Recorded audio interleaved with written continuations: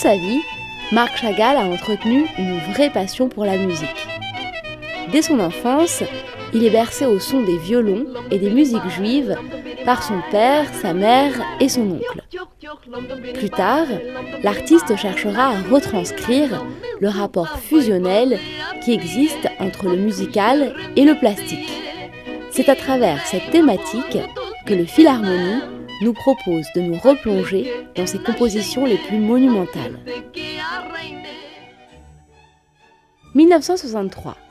André Malraux, ministre des Affaires culturelles, commande à son ami le décor du plafond de l'Opéra de Paris. Chagall, alors âgé de 77 ans, hésite un temps avant d'accepter ce défi titanesque. Après une cinquantaine d'esquisses et 2 maquettes finales, la surface de plus de 220 mètres carrés est prête à être réalisée. L'artiste choisit de respecter l'iconographie voulue par l'architecte Charles Garnier. De Mozart à Wagner, en passant par Beethoven ou Ravel, il poursuit la frise des plus illustres musiciens. Chacun est représenté aux côtés de son œuvre la plus emblématique, comme par exemple Mozart et la flûte enchantée, Tchaïkovski et le lac des cygnes, ou encore Verdi et la Traviata. À peine le plafond de l'Opéra de Paris achevé, Chagall se lance dans les décors et les costumes de la flûte enchantée. Cet opéra lui tient à cœur.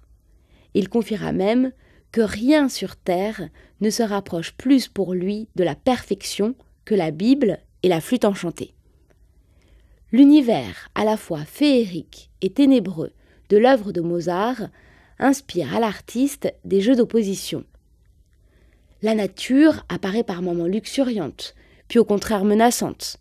Le soleil se confronte à la lune. Des êtres hybrides se mélangent à des personnages fantastiques. Tout est fait pour que le décor vibre au son de la musique et vice-versa. Après tout ce travail, au lendemain de la première, le verdict tombe.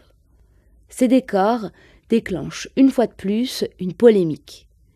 Les fanatiques de l'opéra considèrent que Chagall les empêche d'écouter Mozart.